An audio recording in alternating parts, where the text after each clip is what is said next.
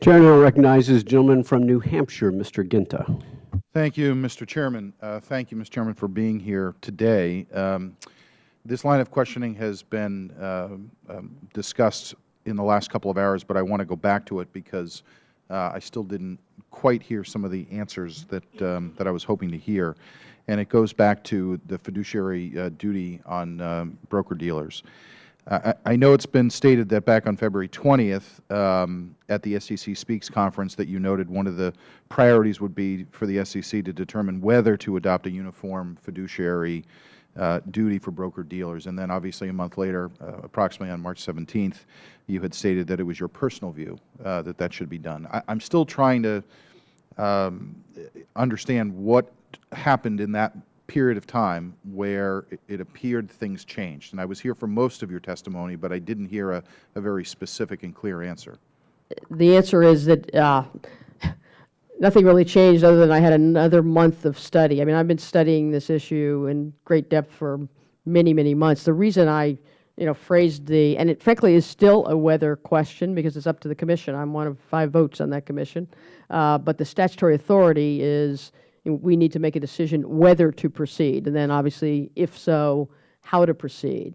But this is an issue that grabbed my attention, for want of a better expression, before I was confirmed. I basically, and I said it earlier, when you have essentially identical conduct regulated differently, particularly in the retail investor space, you got to think long and hard about why that regulation shouldn't be the same. Now, okay. So you mentioned that there was some analysis you relied on. Can you tell me what specific analysis and study you relied on? I mean, it's really the body of analysis that's been done over the years at the SEC by various outside groups who've been studying this. Our economists continue to study it as well.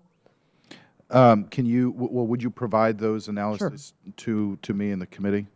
And then can you tell me what specific analysis you can point to that predicts the impact of the uniform duty for low and middle class families?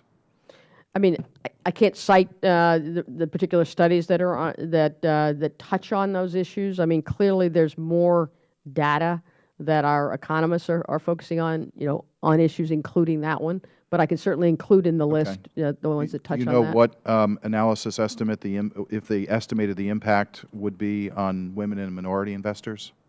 I mean, again, there are several analyses of kind of running the gamut in terms of what methodology they use. That talks about. Did that go into your decision making in that month? I mean, all that I studied did, and just in terms of rulemaking, if we advance it, inputs from all sources, including our own economists, will go into that thinking. I think this is important because both sides have talked about this. Was there any analysis that you relied on that predicted what, if any, negative impacts there would be for investors that were valued under $50,000?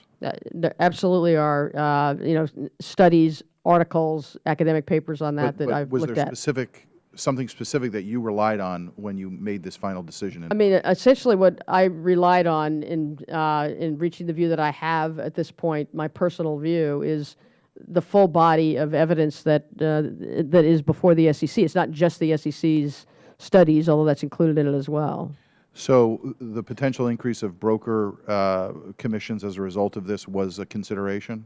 I mean, anything that impacts on are you depriving retail investors of reliable, reasonably priced advice is a very important consideration. Was there anything specific about whether proprietary products would be considered, continued to be offered to customers? Again, 913, Dodd-Frank Section 913 specifies a number of parameters, but I'm trying to get to yeah. the analysis. The analysis that you utilized, that you said you utilized, were these items things that you specifically considered?